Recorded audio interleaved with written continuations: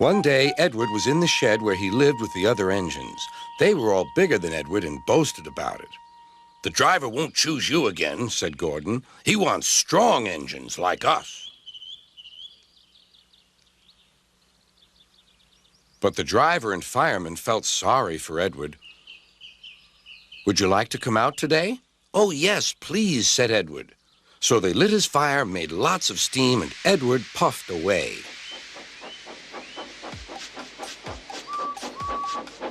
The other engines were very cross at being left behind.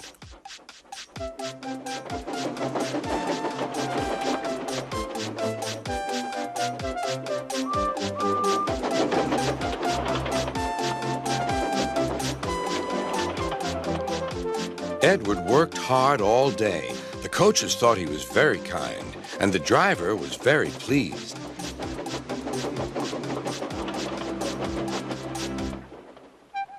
"I'm going out again tomorrow," Edward told the other engines that night. "What do you think of that?"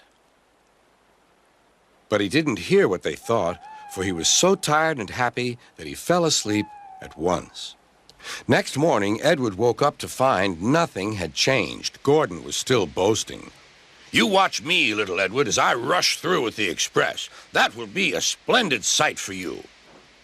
Goodbye, little Edward. Look out for me this afternoon."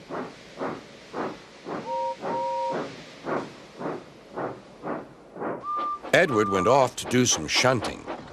He liked shunting. It was fun playing with freight cars. He would come up quietly and give them a push. Then he would stop, and the silly freight cars would go bump into each other. "Oh!" they cried. "Whatever is happening?"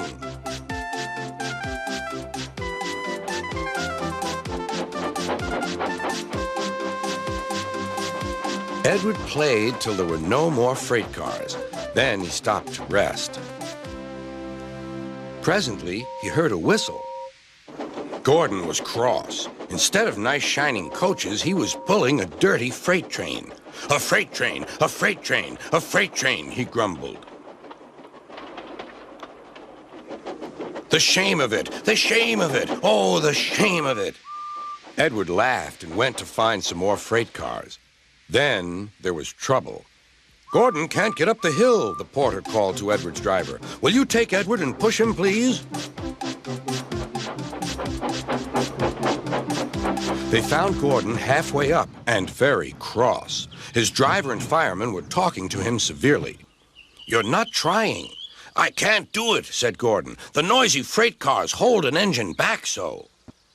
Edward's driver came up. "We've come to push."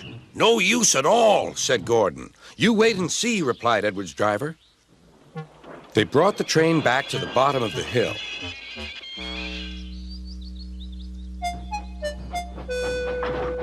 "I'm ready," said Edward. "No good," grumbled Gordon. They pulled and pushed as hard as they could.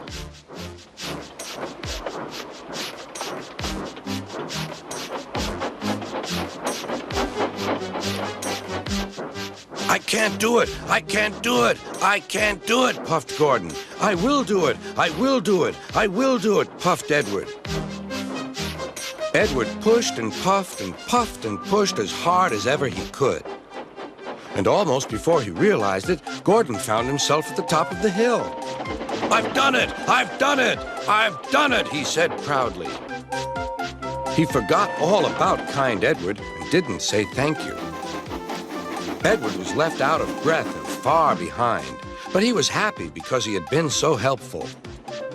At the next station, he found that the driver and fireman were very pleased with him. The fireman gave him a nice long drink, and the driver said, "I'll get out my paint tomorrow and give you a beautiful coat of blue with red stripes. Then you'll be the smartest engine in the shed."